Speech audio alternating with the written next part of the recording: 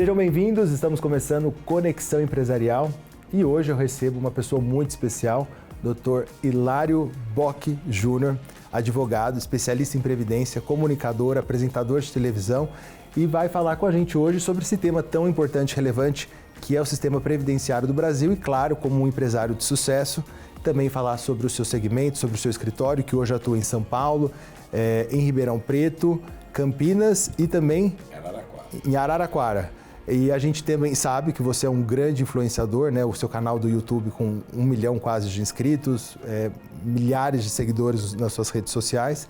E eu queria que a gente começasse falando sobre a Previdência, né? O panorama atual do sistema previdenciário do Brasil e principalmente aí sobre a ótica dos empresários, né? A questão da contribuição, o melhor caminho. Então, seja muito bem-vindo, é uma alegria tê-lo aqui, uma honra. Eu tenho certeza que quem está nos acompanhando vai ganhar muito com esse bate-papo. Olá, eu que agradeço o convite, Joca, tá aqui falando sobre esse assunto, principalmente aqui nessa rede aqui, que realmente é inovadora, trazendo bastante novidade para as pessoas. E esse tema previdenciário, de fato, é algo que participa na vida das pessoas, né? As pessoas, desde jovens, como por exemplo o salário maternidade, pessoas a partir de 16 anos já podem contribuir para a Previdência Social, pessoas podem começar a contribuir em qualquer idade, ter aposentadoria. No final das contas, é uma renda que é importante para as pessoas. O que a gente tem percebido ao longo do tempo, já nessa temática previdenciária, né, é que ela tem uma constante mudança. A sociedade muda, há uma transformação social, há um envelhecimento da população e há também uma diminuição na taxa de natalidade. Hoje, as famílias têm menos filhos e as mulheres têm retardado cada vez mais a maternidade. E aí a gente tem um choque, porque nós temos cada vez mais pessoas necessitando de benefícios da Previdência e cada vez menos pessoas entrando na PEA, que é a população economicamente ativa. Junto com isso, a gente tem um cenário muito interessante, que foram as reformas trabalhista, tributária e previdenciária, que impactaram não só na vida dos empresários, como também na questão previdenciária. Então a gente percebe hoje, por exemplo, que nós temos 33 milhões de pessoas com mais de 60 anos que estariam aposentadas. Esse número, há 2 décadas, era metade. E daqui 2 décadas e meia, ele vai chegar a quase 75 milhões de pessoas. Então a gente sabe que nós vamos ter que enfrentar um problema crônico na Previdência Social e a gente tem que se programar para ter renda. E as pessoas dentro da Previdência, elas têm 2 tipos de contribuição. As obrigatórias e as facultativas. Então, por exemplo, o empregado doméstico, o trabalhador avulso, o segurado especial é o único que não tem que contribuir.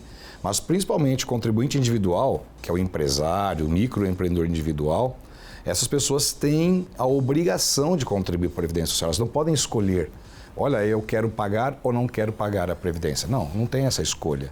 A Constituição Federal estabelece que se você é um empresário, você é obrigado a contribuir. E se você é um empresário, você vai ter empregados. E se tem empregados, você tem que fazer também a contribuição da empresa para suprir a Previdência Social e garantir o benefício para esses segurados que são empregados da empresa, sem se falar de terceirizados. Então a gente percebe que a responsabilidade da empresa dentro desse processo todo previdenciário é muito grande. E desculpa te interromper, uma pergunta, do ponto de vista do empresário, claro, é uma obrigação. Alguns empresários que estão começando, empreendedores, têm ali a decisão do quanto vai receber de prolabore e tal, e alguns optam em receber um prolabore baixo para poder recolher menos, pensando que não vale a pena, né, fazer esse programa de aposentadoria pela Previdência Social. Qual que é a sua opinião sobre isso? A gente já bateu um papo antes, você me falou que muitos empresários lá na frente acabam se arrependendo, porque hoje você tem empresa, de repente no futuro você pode não ter. Então eu queria que você falasse sobre isso e depois a gente vai falar um pouco qual que é o maior erro que as pessoas, os empregados o trabalhador acaba cometendo na programação, né, na organização da sua aposentadoria. Então, vamos lá. Quando a gente fala de empresas, né, a gente chama isso da Previdência de contribuinte individual, porque embora você tenha uma empresa onde você é sócio de alguém, você constitui uma pessoa jurídica, porém a pessoa jurídica sempre é constituída por pessoas físicas, que na Previdência Social são contribuintes individuais. Hoje nós temos 20 milhões de empresas, 20,5 milhões de empresas no Brasil, das quais 14 milhões, quase 15, são MEIs, microempreendedores individuais. E quando nós falamos em planejamento previdenciário, a gente sempre sabe que o dinheiro muda de mão. Hoje você pode estar muito bem Você pode ter uma empresa sólida, só que a gente sabe também, até por dados do próprio governo, que a maioria das empresas não tem uma longevidade. Muitas empresas fecham. Então, naquele momento que você não está precisando, você acaba desprezando a Previdência. Como você tem que fazer uma contribuição, ela é obrigatória, então é importante que você faça esse planejamento. De escolher um prolabore baixo e fazer uma distribuição de lucro, essa é a tendência do brasileiro, porque é muita tributação e você não quer investir em algo que você vai ter um retorno longínquo. Mas tem que pensar também em benefício de risco. Você pode ter benefício por incapacidade, acidente do trabalho, auxílio-doença, aposentadoria por invalidez. Esquece, né? A gente esquece, todas as pessoas estão suscetíveis a essa situação e até mesmo uma pensão por morte, porque na sua falta, como é que ficam os seus dependentes? Sua esposa, filhos, mães, pais, irmãos, essas pessoas todas podem ser beneficiárias. Então, não pensar em previdência para você talvez seja uma irresponsabilidade familiar, porque você vai ter pessoas que não serão empresárias e que precisarão de uma renda na sua falta. Ah, mas é fato que a Previdência não supõe, não pressupõe e também não substitui a remuneração. Claro, existem várias formas de Previdência, pública, privada, tesouro, renda mais. Todas são boas. A pior é aquela que você não faz. Previdência é sempre bom. Quer dizer, a Previdência vem o nome de prever, prevenir, antecipar, ver antes. Então, se a pessoa não tem essa cultura, ela é o que a gente chama em miopia social. Que se você não consegue enxergar na frente a sua necessidade, é porque você, de fato, é um míope social. E o antítese do míope social é justamente a pessoa prudente, aquela que tem uma prudência e quer garantir, não só para si, mas também para a família, uma proteção social. Daí porque se fala proteção social. E o INSS, poucas pessoas prestam atenção no que é o SS. É um Instituto Nacional de Seguro Social. Às vezes as pessoas fazem seguro de tudo. Seguro de casa, seguro de carro, até de celular. Mas esquece do seguro social, do seguro seu próprio. E este erro, às vezes, acontece porque eu vou pagar sobre salário mínimo. Mas nem todo mundo começa a empreender do dia para a noite. A pessoa foi empregada, a pessoa pode ter sido sócia em outras empresas. E, às vezes, pagou contribuições ao longo da vida com valores muito altos. Salários altos, de repente, começa... De repente você cai, o que acontece? Isso é ruim. Você vai jogar fora toda aquela sua história de contribuição, porque você vai se aposentar por uma média futura. E se você pagava com valores altos e começa a pagar valores baixos, você simplesmente está desdizendo aquilo que você disse no passado. Olha, todo esse investimento que eu fiz, estou jogando fora. Ou seja, um profissional bem remunerado, um gerente, um diretor de uma empresa que tem um salário aí de 10, 15, 20 mil reais, 10 anos contribuindo, de repente ele resolve empreender e joga seu prolabore lá embaixo para pagar menos, ele acabou com o seu histórico para a Previdência. Com certeza, este é o maior erro. O maior erro é você decidir contribuir sem antes fazer um planejamento do que você deve contribuir. Se um planejamento for no sentido de que você vai ter uma aposentadoria baixa, não tem erro nenhum de você pagar sobre o salário mínimo e usar todo o diferencial do investimento para você poder colocar em outros tipos de investimento, até no próprio negócio. Então, eu falo, é um erro você pagar sobre o salário mínimo. Não, não é um erro, dependendo da sua história. Mas é um erro você pagar sobre o salário mínimo? Sim, se você teve contribuições no passado, é importante que você tenha. E aí você tem que ver o contexto familiar. Às vezes a pessoa tem um filho com deficiência, às vezes tem uma esposa ou um marido, ou um companheiro, uma companheira homo ou heteroafetivo que vá precisar e não empreende, essa pessoa precisará de algum benefício. Então, você tem que ver todo esse contexto para definir qual é o seu plano previdenciário. E aí, então, vem aquela jornada que a gente sempre tem, né? Porque o que a gente percebe dentro dessa jornada do cliente, que a gente pode traduzir para a Previdência, é que as pessoas não têm consciência deste problema, né? Então, as pessoas que são inconscientes, elas não sabem que tem esse problema. Então, o fato de estar aqui, conscientizando as pessoas desta necessidade, é o que vai fazer com que ela entenda que ela pode ter um problema futuro. Qual o melhor caminho para ela começar a fazer esse planejamento? O primeiro planejamento é conhecimento. Conhecer.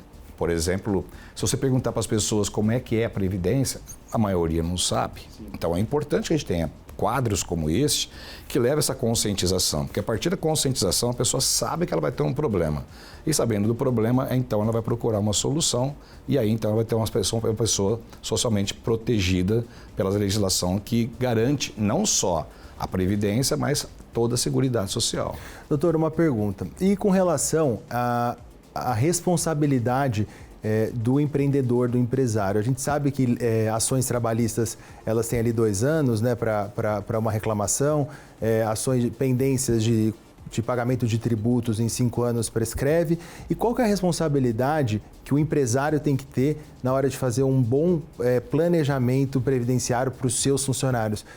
É um risco a má gestão para uma ação futura e, de repente, até uma execução? Com certeza. Eu acredito que todo cuidado é necessário, quer na questão trabalhista, quer na questão tributária, mas essencialmente na questão previdenciária. Porque você está trabalhando com segurança no trabalho. Então, se um empregado tem alguma incapacidade ou perde a vida no exercício da atividade profissional e a empresa não tomou os cuidados necessários para que aquele acidente fosse evitado, essa empresa pode ser responsabilizada perpetuamente até a morte desse trabalhador, a devolver para o INSS tudo que o INSS vai desembolsar para pagar esse segurado, que são ações de regresso. E é comum ações como essa? É comum ações de regresso e cada vez mais comum. A AGU, Advocacia Geral da União, tem investigado estas ocorrências de acidente do trabalho para recompor a perda que a Previdência tem com o pagamento desses benefícios, cobrando do empresário numa ação de regresso. Tudo aquilo que a empresa paga, a empresa cobra de volta. Tudo aquilo que a INSS paga, cobra de volta da empresa. Ou seja, se um funcionário sofre um acidente de trabalho e a Previdência tem que ele passa a ficar afastado, eventualmente a Previdência entende que ele teve um acidente ali, que a responsabilidade é da empresa, não tem prazo. Em qualquer momento a empresa pode ser responsabilizada e ter que pagar isso para a Previdência. A partir do momento em que há prova nesse sentido, o INSS, através da Advocacia Geral da União, entra com esse processo de ação de regresso e cobra. E vou mais além, né? Imagina que esse segurado faleça e ele tem, por exemplo, um filho com deficiência que vai ter uma pensão vitalícia, ou uma esposa ou um marido. A responsabilidade passa a ser do empresário. E por quantos anos? Por décadas. Isso pode quebrar a empresa. Doutor, muito obrigado. Vocês fiquem aí, porque daqui a pouco, no segundo bloco, a gente vai conversar com ele, que além de ser um grande empresário, é um comunicador, um fenômeno nas redes sociais, vem de uma família tradicional no segmento do jurídico, né, principalmente previdenciário, mas vai falar como que durante a pandemia ele fez uma virada de chave e o seu negócio continua já há tantos anos sendo um grande sucesso. Fique aí.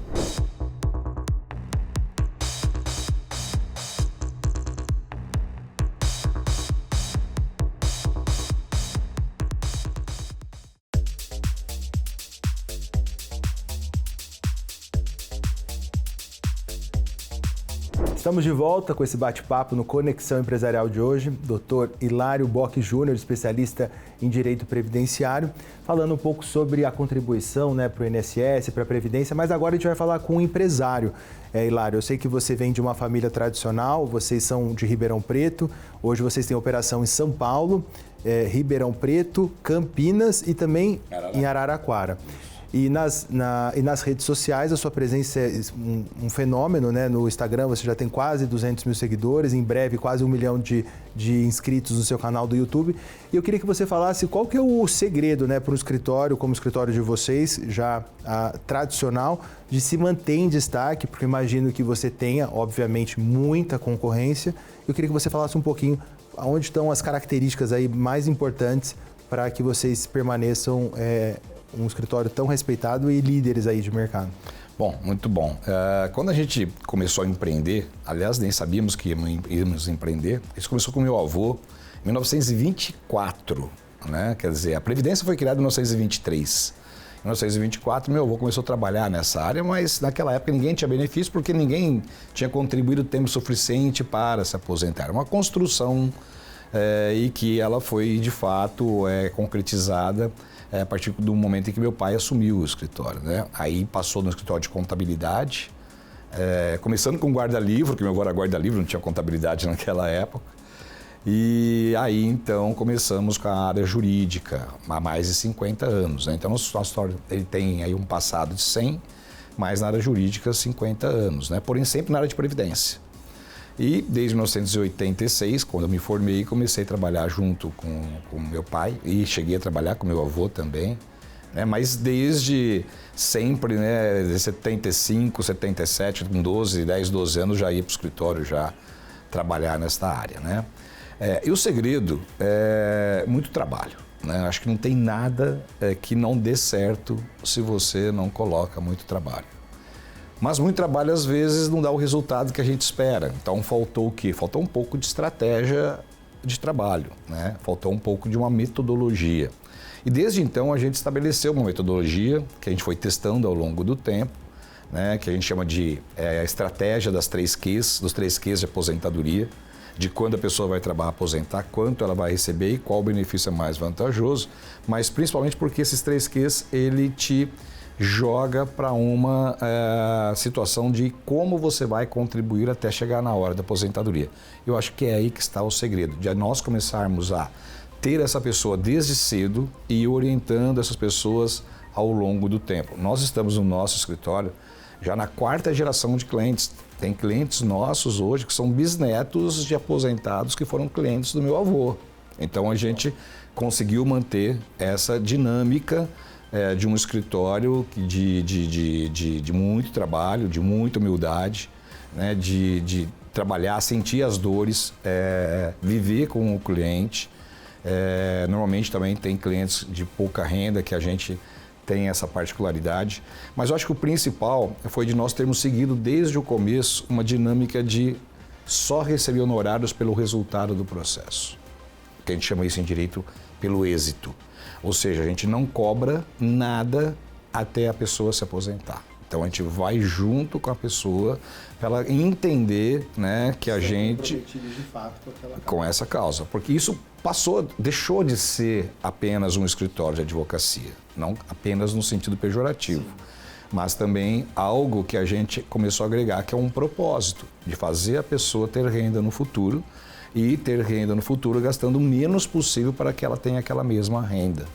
Então a gente não vende apenas um processo de aposentadoria, a gente vende uma expectativa de renda futura. Doutor, agora falando da ótica do seu negócio, são quantos funcionários hoje? Olha, hoje nós estamos lá com 140 diretos, né, entre advogados. Todos os advogados do nosso escritório são ex-estagiários. O pessoal que trabalha no financeiro é ex-secretária. O pessoal de engenharia de segurança do trabalho e técnico de segurança do trabalho, nós temos essa preocupação de atender, são todos esses funcionários. Hoje nós podemos dizer que nós construímos a nossa empresa com pessoas que entraram no nosso escritório muitas vezes como menores aprendizes. Nós temos menores aprendizes no nosso escritório que hoje são advogados do nosso escritório.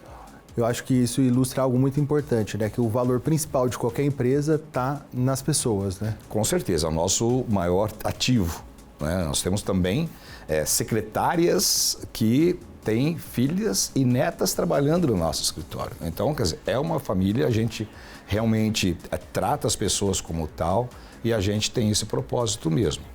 E aí, né, a gente teve essa transição que você disse da pandemia, né? A gente fala do escritório de São Paulo, Campinas, Araraquara